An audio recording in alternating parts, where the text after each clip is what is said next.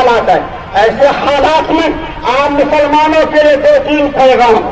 آپ سے یہ پیغام پہلا پیغام وطن نے قربانی دی ہے, وہیں پر مسلمانوں نے بھی قربانی دی ہے.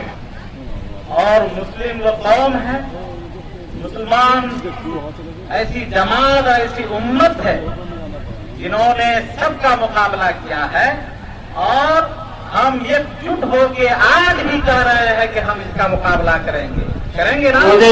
اور آج کے دورے کا نماز جو ہم بطور شکرانہ ادا کریں گے, اللہ قبول فرمائے. وآخر دعوانا الحمدللہ رب العالمین. السلام علیکم دوستو, امید ہے کہ آپ سب بخیر ہوں گے. سب سے پہلے میں آپ کو اور برادران وطن کی خدمت میں عید کی مبارکبادی پیش کرتا ہوں, اور میں آپ کے ساتھ وسیم ندوی. تو چلیے ناظرین, جیسا کہ آپ کو معلوم ہے کہ مسلسل 2 سال لاک ڈاؤن کی وجہ سے مسلمان عید کی نماز عیدگاہ میں ادا نہ کر سکے, جس کا اس کو افسوس بھی رہا, اور اپنے اپنے مقامی مساجد کے اندر عید کی نماز ادا کیے. لیکن امسال کوئی بھی سرکاری گائیڈ لائن نہ ہونے کی وجہ سے مسلمانوں نے بڑی فرت و انبساط کے ساتھ خوشی خوشی عیدگاہ کے میدان کی طرف روانہ ہوئے, اور انہوں نے عید کی 2 گانا نماز ادا کی. تو آئیے ناظرین, میں آپ کو لے چلتا ہوں رجوکھر عیدگاہ کی اس وسیع و عریض میدان کی طرف. آپ دیکھ پا رہے ہوں گے کہ اتنا بڑا میدان ہے رجوکھر عیدگاہ کا, جس میں کہ مجمع بالکل کھچاکھچ بھرا ہوا ہے, جم غفیر ہے. ایسا مجمع کئی سالوں سے دیکھنے کو نہ ملا تھا. اور اس وسیع و عریض میدان میں ہمارے سیاسی قومی رہنما علماء کرام نے لوگوں کو حالات حاضرہ سے آگاہ کیا, اور مسلمانوں کو اس بات پر تیار کیا کہ ان کو اپنی کیسی زندگی کاٹنی چاہیے. اس وسیع و عریض میدان میں حضرت مولانا فیاض فیضی ندوی دامت برکات, حضرت مولانا مفتی انعام الباری قاسمی دامت برکاتہم, حضرت مولانا وسیم ندوی, اور ان کے علاوہ حضرت مولانا تنزیل الرحمان صاحب قاسمی امام عیدگاہ لوگوں کو حالات حاضرہ سے واقف کیا. اور آپ دیکھ پا رہے ہیں کہ بڑی دلچسپ اور بہت ہی عمدہ قسم کی تقریر لوگوں کے سامنے کی گئی, جو سننے کے لائق ہے. سنیں آپ اس ویڈیو میں. آزاد کیا تھا, یہی وہ ملک ہندوستان ہے جس ملک ہندوستان کی آزادی کے خاطر جہاں پر برادران وطن نے قربانی دی ہے, وہیں پر مسلمانوں نے بھی قربانی دی ہے. لیکن آج ملک ہندوستان کے اندر تفریق کا ماحول پیدا کیا جا رہا ہے. ایک طرف مسلمان ہے, دوسری طرف ہندو ہے. ایک طرف سکھ ہے, دوسری طرف عیسائی ہے. یہ ملک ہندوستان کا کلچر ہرگز نہیں ہے, یہ ملک ہندوستان کی بنیاد نہیں ہے. میں حکومت ہند سے یہ اپیل کرنا چاہتا ہوں تاریخی عیدگاہ میدان سے, ہر وہ جماعت اور ہر وہ تفریق جو کہ مسلمانوں اور برادران وطن کے درمیان اگر تفریق کرتا ہے, وہ جماعت وہ تحریک خطار ملک ہے. ایسے جماعت پر اور ایسی تحریک پر پابندی لگنی چاہیے.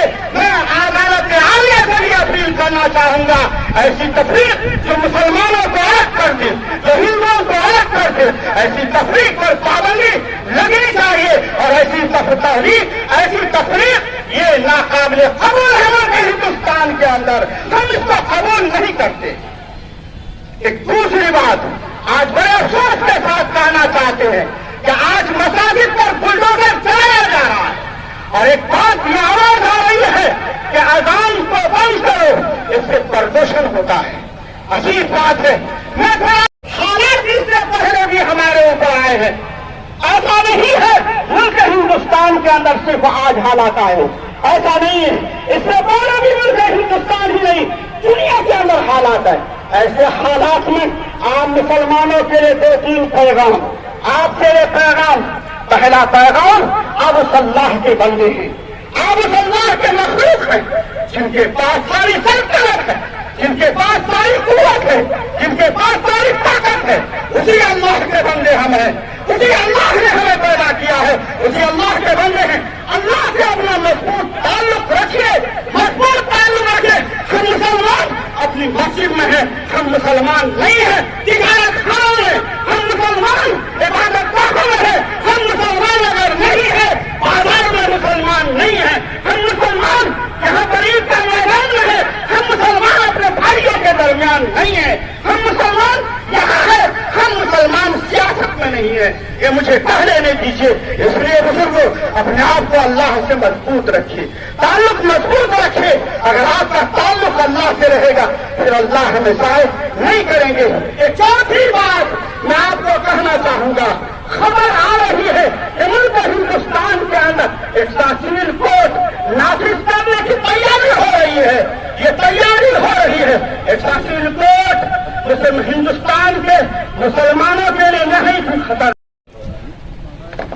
ऐसे ऐसे सैकड़ों हजारों हालात मुसलमानों पे आए और मुस्लिम वो कौम है, मुसलमान ऐसी जमात ऐसी उम्मत है जिन्होंने सबका मुकाबला किया है और हम एकजुट होके आज भी कह रहे हैं कि हम इसका मुकाबला करेंगे ना। हाँ, इंशाअल्लाह हम पूरी जमामर्दी के साथ, पूरी सदाकत के साथ, पूरी सुजात के साथ, पूरी हिम्मत के साथ हम इन हालात का मुकाबला करेंगे। थोड़े से अपने अंदर थोड़ी सी तब्दीली लानी,